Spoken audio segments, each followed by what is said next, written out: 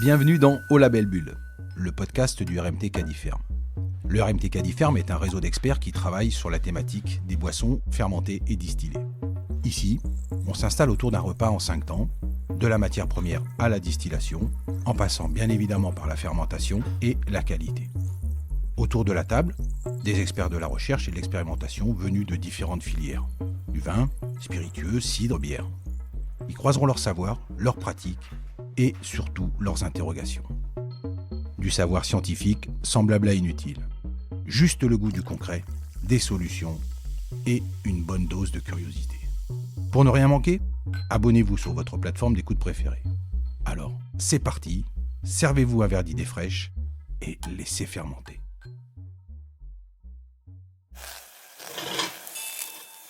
Bienvenue dans ce 3e épisode du podcast Au Label Bulle du RMT Cadiferm. Alors aujourd'hui, on va faire un petit focus sur la bière, un petit spécifique bière. On a parlé dans l'épisode numéro 2 de la fermentation du vin, du cidre et un petit peu de la fabrication du cognac. Donc aujourd'hui, je vous propose de faire un petit focus là, sur cette boisson de plus en plus consommée. Alors pour ce 3e service, j'ai donc convié aujourd'hui autour de la table Claire Corignan, chargée d'études, recherche et développement à l'Institut français des boissons, de la brasserie et de la malterie. Bonjour Claire. Bonjour Stéphane. Elle est accompagnée d'Olivier Dahlstein, responsable formation et consulting, lui aussi à l'Institut français des boissons, de la brasserie et de la malterie. Bienvenue Olivier. Merci Stéphane. Alors avant de commencer et de passer dans au vif du sujet, je vais vous demander qu'est-ce que je peux vous offrir, qu'est-ce que je peux vous servir comme boisson fermentée pour accompagner ce plat de résistance. Claire ? Pour moi, ce serait une sour beer. Parce que je trouve que l'acidité de la sour se marie bien avec un bon plat de résistance. Et c'est une bière qui a des arômes qui sont très particuliers et qui changent un petit peu des bières standards. Très bien. Et Olivier, pour toi ? Une bière évidemment, plutôt une bière blanche, plus traditionnelle, avec des arômes fermentaires vraiment typiques qui arrivent à s'imposer vraiment sur beaucoup de plats, qui vont très bien avec les poissons d'ailleurs. Très bien. Eh bien allons-y, c'est parti. Alors pour reposer un petit peu le contexte et l'enjeu, on a vu dans l'épisode 2 comment, lors de la fermentation alcoolique, on pouvait s'adapter un petit peu au changement de matière première dû au changement climatique. La bière, c'est un peu spécifique, c'est pour ça qu'on a décidé de faire un épisode juste sur la bière, parce que vous avez, dans le cadre de processus d'élaboration, différentes étapes, et notamment la première qui est le maltage, et ensuite le brassage, qui va vous permettre de fabriquer un mou qui sera ensuite fermenté. Contrairement aux autres boissons, vous avez une étape un petit peu supplémentaire. Alors c'est ce qui est intéressant, et c'est la première question que je vais vous poser. Dans ce processus de maltage, de brassage, comment vous répondez aux modifications du changement climatique sur cette matière première ? Comment vous adaptez votre brassage ? Comment vous pouvez utiliser celui-ci pour répondre aux impacts du changement climatique sur l'orge maltais notamment ? Alors effectivement, comme tu l'as souligné, la spécificité de la brasserie, c'est qu'on fabrique notre mou. On n'est pas juste sur un pressage, la brasserie va le fabriquer de A à Z à partir d'orge maltais, mais pas que, d'ailleurs, d'autres céréales maltais ou non. Et du coup, on est très impacté par les qualités des céréales qu'on va utiliser en amont. Alors le maltage est une première étape, on va modifier la biochimie interne de la céréale. Mais la partie brasserie va être importante, notamment ce qu'on va appeler le diagramme de brassage, c'est-à-dire les températures de brassage de notre malt concassé. Donc pour rappel, on part de malt, on le concasse, on en fait une espèce de polenta. On mélange avec de l'eau, dans l'étape de ce qu'on appelle de brassage, qui s'appelle la macération. On va transformer notre amidon en petit sucre grâce aux enzymes du malt. On va séparer ensuite notre grain du mou, étape de filtration, puis on fait une ébullition du mou, donc ça aussi c'est une spécificité de la brasserie, on fait bouillir le mou pendant 1 heure, et au passage on y met le houblon à ce moment-là.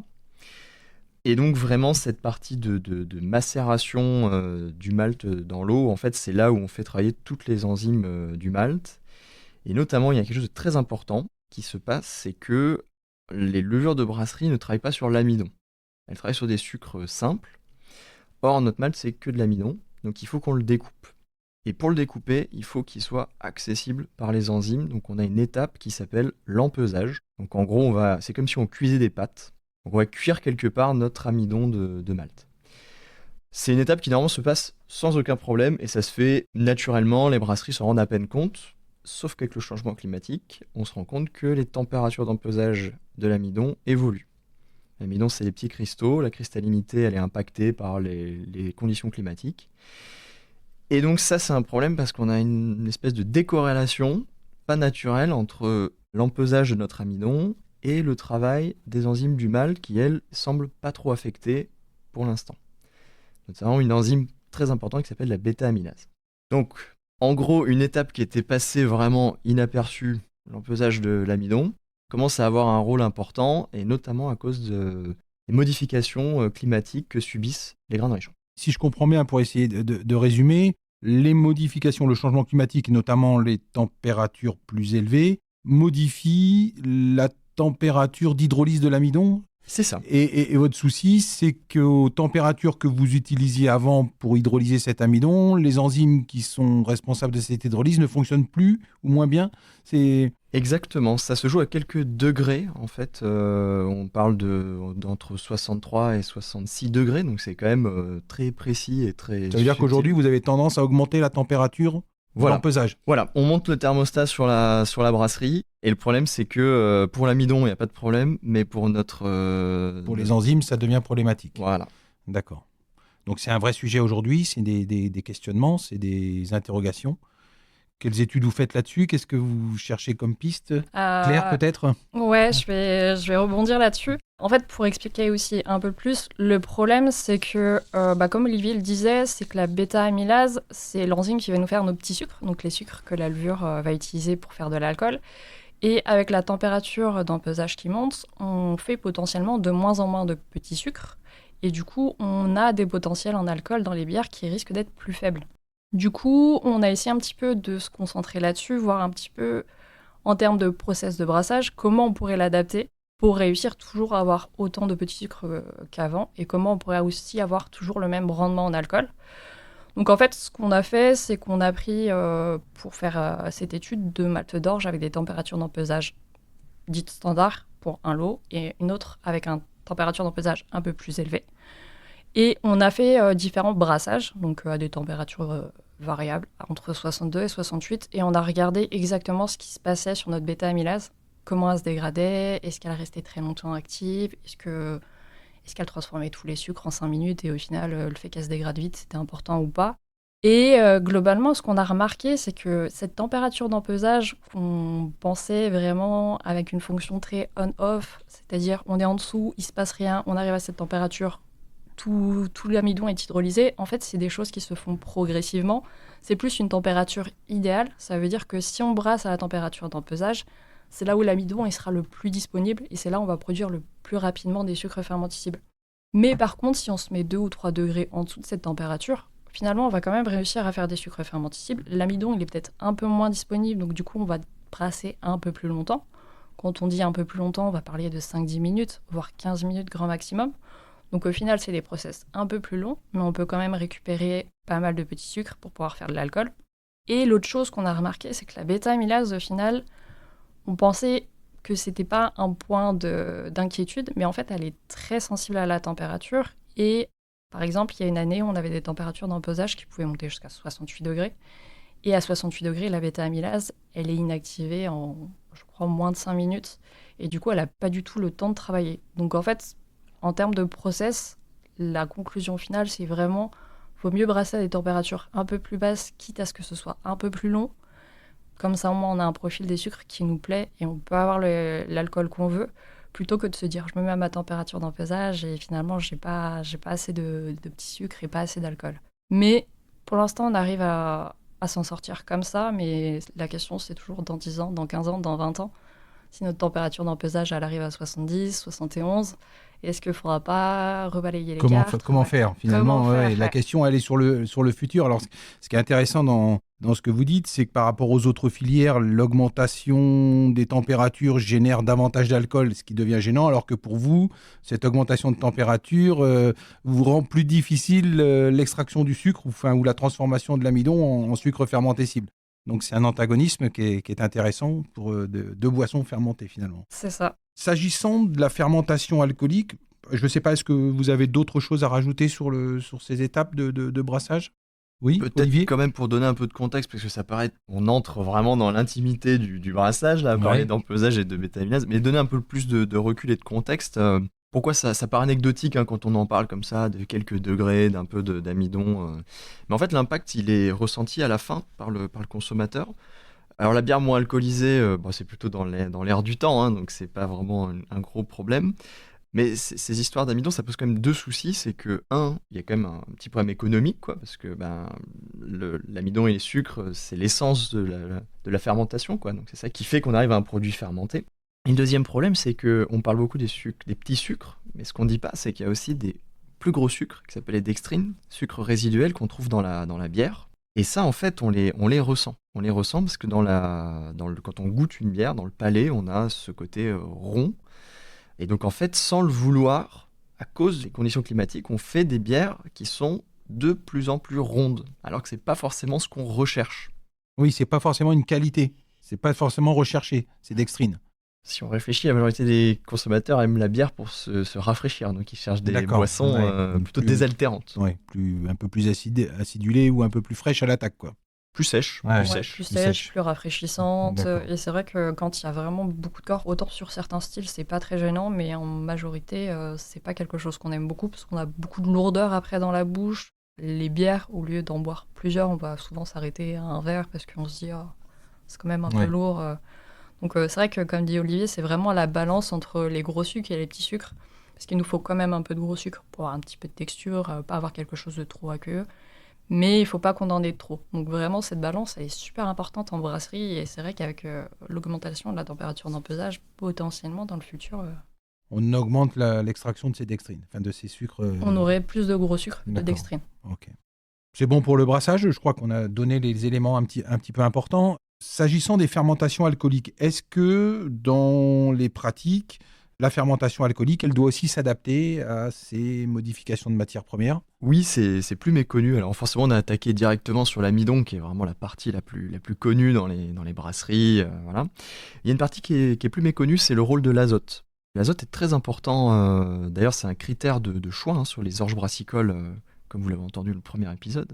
Et en fait, ça a un impact très fort. On a besoin d'avoir une certaine qualité de matière azotée, donc de protéines, dans notre mou et dans notre bière. On s'en rend pas compte, mais le consommateur, en fait, le perçoit très vite. Les protéines ont plein de fonctions dans la bière, notamment ça fait la tenue de mousse, qui est un critère de qualité retenu par les amateurs. Le fait que la mousse soit stable, c'est grâce aux protéines de la bière. Le trouble éventuel, on a plutôt tendance à voir dans la grande consommation des bières très limpides, filtrées, mais on peut aussi avoir des bières blanches, par exemple, qui vont bien et qui sont troubles, notamment à cause de taux de protéines importants. Et puis, le dernier échelon, c'est les plus petits morceaux en fait, des protéines. Ce sont les acides aminés qui sont des nutriments pour les levures, et je pense que Claire en parlera. Et donc, pourquoi je vous parle de l'azote ? Parce que l'azote, c'est aujourd'hui un gros impact, en fait, parce que cet azote, il vient pas de nulle part. On doit l'amener au champ pour les céréales. Donc souvent sous la forme d'intrants, donc d'engrais azotés. Or, on sait que l'apport d'engrais azotés au champ, ça fait des émissions d'oxyde d'azote, qui sont des gaz à effet de serre très puissants. Donc il y a un vrai enjeu de décarbonation dès la culture de la céréale. Donc une grande question, c'est est-ce qu'on ne peut pas mettre moins d'azote et avoir une qualité de bière qui reste la même ? C'est un autre sujet, c'est-à-dire qu'aujourd'hui, vous travaillez, il y a des études, des expérimentations qui sont faites là-dessus. Comment, en diminuant les apports d'azote au champ, à la parcelle, on peut garder la qualité finale du produit bière qu'on recherche, quoi. C'est ça. D'accord, ok. Parce qu'en fait, la particularité en brasserie, c'est que sur notre mou sucré, on va avoir un excès d'azote. On en a beaucoup. Mais en termes de fermentation... Comme on est en excès, on n'a pas forcément des problèmes de quantité, même si dans le futur, on est amené à réduire un petit peu les intrants. Mais on a un gros point qui est sur la qualité de la matière azotée. On sait que notamment sur les acides aminés, en fonction des orges qu'on peut avoir des profils en acides aminés très différents, et du coup, on peut avoir des fermentations qui vont avoir des comportements différents. On peut avoir des fermentations plus longues, on peut avoir plus de sulfites, on peut avoir des arômes qui sont assez différents. Et du coup, justement, on s'était dit qu'il faudrait qu'on fasse une étude dessus pour voir un petit peu... quel est réellement l'impact des acides aminés ? Est-ce que c'est vraiment quelque chose qui est important ? Et finalement, on a vu pas mal de choses importantes, notamment sur les sulfites, parce que si on a trop de sulfites dans une bière, on doit l'étiqueter, parce qu'on a au cours de la fermentation des sulfites qui sont produits. Et si par exemple on a trop de valine dans le mou, on va avoir tendance à produire, enfin les levures vont avoir tendance à produire plus de sulfites. À l'inverse, si on met plutôt de la méthionine, les levures vont avoir tendance à produire moins de sulfites. C'est assez simple à expliquer parce que la méthionine, c'est un acide aminé soufré. Donc du coup, la levure, elle va trouver sa source de soufre via cet acide aminé. Mais au-delà des sulfites, il y a aussi des impacts aromatiques. On sait qu'on peut avoir des effets notamment sur le diacétyl, qui va apporter ce goût de beurre à la bière. Par exemple, Qui n'est pas recherché. Qui n'est pas recherché du tout. Par exemple, si on a de la valine, on va avoir tendance à diminuer ce goût de beurre. Et si on a de l'histidine, on va avoir plutôt tendance à l'augmenter. Donc le profil en acide aminé, il est vraiment très très important. Et c'est vrai que du coup, on l'a étudié pour essayer de repérer un petit peu quel acide aminé a un effet globalement positif et quel acide aminé a un effet globalement négatif. Bon, chaque acide aminé a son effet, que ce soit sur l'aromatique, sur la technologique, sur la durée de fermentation. C'est très dur de tirer un acide aminé en disant « Ah, celui-ci, il est parfait, il nous faut que ça ». Et c'est pour ça qu'en fait, toute cette recherche au niveau de l'orge, au niveau des pratiques au champ, l'idée, c'est de pouvoir sélectionner les protéines qu'il nous faut pour la tenue de mousse, comme disait Olivier par exemple, pour le trouble, mais aussi à réussir à avoir des acides aminés qui sont bénéfiques pour la fermentation, qu'on ne se retrouve pas avec une bière qui va fermenter en 3 semaines, qui nous donne plein de goûts de beurre avec plein de sulfites, parce que dans ce cas-là, ça va être très difficile pour les brasseurs. C'est aussi des temps de fermentation, des occupations de temps qui seront beaucoup plus longues. Et c'est pour ça qu'on essaie un petit peu d'anticiper. À l'heure actuelle, on n'est pas vraiment impacté par le changement climatique, mais on va l'être dans le futur parce qu'on va essayer d'adapter nos pratiques pour justement freiner le changement climatique. Et du coup, on essaie d'anticiper pour mieux appréhender ce qui risque de se passer dans le futur. Alors, est-ce que ça veut dire, si je fais un peu de lien avec le premier épisode où Marc Schmitt nous disait qu'il y avait des nouvelles sélections de variétés d'orge, est-ce que dans ces sélections, ils tiennent compte forcément de la résistance au changement climatique, il nous l'a bien expliqué, mais est-ce qu'ils tiennent compte aussi de ces teneurs en protéines, de ces acides aminés? Tout ça est lié ou est-ce que... La teneur en protéines, oui, mais parce que ça fait très longtemps qu'on suit les teneurs en protéines dans l'orge. Comme disait Olivier, ça fait partie des cahiers des charges des malteurs, c'est un cahier des charges pour les brasseurs aussi, parce qu'il faut un certain taux de protéines. Les acides aminés, pas encore, parce qu'on a besoin d'encore mieux comprendre qu'est-ce qu'il nous faut. C'est tout l'enjeu d'un des projets qui est en cours, c'est vraiment réussir à relier les acides aminés qu'on aura dans l'orge. La concentration en acides aminés avec la qualité. La qualité derrière du produit fini. Pour pouvoir après dire, il faudrait idéalement ça, ça, ça, pour pouvoir après l'intégrer dans la sélection variétale et vraiment avoir des bonnes variétés qui permettent de faire des fermentations. Un vaste sujet de recherche et d'expérimentation. Oui. Bon, je pense qu'on a été assez clair. Est-ce que, pour finir, vous pouvez me parler un petit peu des bières sans alcool ? Et oui, c'est une grosse thématique du moment. Oui. On voit que les consommateurs regardent leur consommation d'alcool avec attention. Et la bière sans alcool, c'est vraiment, ça drive ce marché. Alors, ça vient pas de nulle part. Pourquoi la bière, tout d'un coup, on arrive à faire de la bière sans alcool aussi simplement, avec tous les guillemets nécessaires ? En fait, comme on l'a évoqué, on fabrique notre mou de A à Z. Donc, on est capable de moduler sa fermentabilité. Donc, on est capable de faire des mous qui sont peu fermentescibles, donc qui vont amener finalement peu d'alcool. Et en plus, on utilise des souches de levure très variées et très variables en brasserie. Et donc, on a aussi des souches qui sont capables de faire des fermentations très limitées. Donc, c'est une voie possible de fabrication de bière sans alcool. Même si ce n'est pas la voie majoritaire, la majorité sont quand même faites par désalcoolisation, que ce soit sur membrane ou par distillation sous vide. Mais voilà, c'est le processus de brassage et de fermentation en lui-même qui nous permet cette flexibilité, qui nous permet de fabriquer ces produits. Donc c'est pour ça qu'on a autant de références aujourd'hui dans les bières sans alcool. Ouais. Et en fait, justement, ça rebondit un petit peu sur la première partie, on parlait de la bêta-amylase. Justement, au brassage, on joue sur cette bêta-amylase qu'on cherche à inactiver le plus vite possible. Comme ça, on fait très peu de petits sucres. Et on a majoritairement des gros sucres qui ne vont pas être fermentescibles par la levure. Et c'est comme ça qu'après, on peut choisir des levures qui vont consommer uniquement du glucose, qui nous permettent de faire très peu d'alcool. Et l'un des problèmes, en fait, c'est que dans les mous du coup, de brasserie, on va avoir beaucoup de maltose qui va être fermentescible pour les Saccharomyces notamment, qu'on trouve beaucoup en brasserie et pas que. Et ça veut dire qu'on est sur des produits qui vont être très sensibles à la contamination. Ça veut dire qu'on va avoir une bière en excès de fan, comme on l'a dit, avec plein de sucre, et à un pH relativement... C'est acide, mais pas très acide, on va être aux alentours de entre 4,2 et 4,5 si on n'acidifie pas. Et du coup, c'est un terrain qui est ultra propice à la contamination, et s'il y a la moindre levure qui rentre dans la bière, on peut avoir une refermentation. Qui dit refermentation dit production d'alcool, dit potentiellement gushing, bouteille qui éclate, et du coup, c'est très compliqué de faire des bières sans alcool sans problème microbiologique, ou alors, il faut investir dans du matériel, et quand on dit matériel, c'est pasteurisateur, pour vraiment sécuriser le produit. Sécuriser et stabiliser le produit lors de la conservation. Lors de la conservation, parce que... Et puis ce qui est en fait aussi très compliqué, c'est que sur une bière standard, les risques microbiologiques sont très minimes. Là où sur la bière sans alcool, le risque microbiologique, il est ultra présent. Et c'est vrai que pour un brasseur qui n'a pas forcément l'habitude de gérer la microbiologie autant au quotidien, c'est réapprendre un petit peu le process différemment, penser vraiment au contrôle microbiologique, penser à une pasteurisation systématique, à de la filtration. Vraiment, ça a l'air très simple à faire parce qu'on a tout le process pour adapter, mais il y a quand même des risques derrière, il faut être conscient. C'est possible, mais ça nécessite, c'est des difficultés supplémentaires qu'il faut anticiper. Ouais, c'est ça. Et ça peut être de l'investissement supplémentaire parce que tout le monde n'a pas forcément le pasteurisateur. Ouais. Et c'est vraiment nécessaire pour pouvoir faire une bière sans alcool de bonne qualité. Alors, c'est intéressant parce que cette notion de stabilisation et de contamination derrière, ça va être l'objet de notre 4e épisode sur la qualité des produits. Notre 3e épisode touche à sa fin. Je remercie Claire et Olivier pour toutes les informations précieuses qu'ils nous ont apportées. On a bien compris les enjeux des différentes étapes de l'élaboration d'une bière. Il est vrai que tout ceci est un peu complexe et dense. Alors, amis auditeurs, si vous souhaitez prolonger un petit peu cet épisode, n'hésitez pas à retrouver toutes les ressources sur le site du RMTK d'IFERM. N'hésitez pas à partager cet épisode autour de vous. Et puis, abonnez-vous sur votre plateforme d'écoute préférée pour ne pas manquer la suite du repas, puisque très vite, on va se retrouver pour ce 4e plat, le dessert, autour de la qualité des boissons fermentées.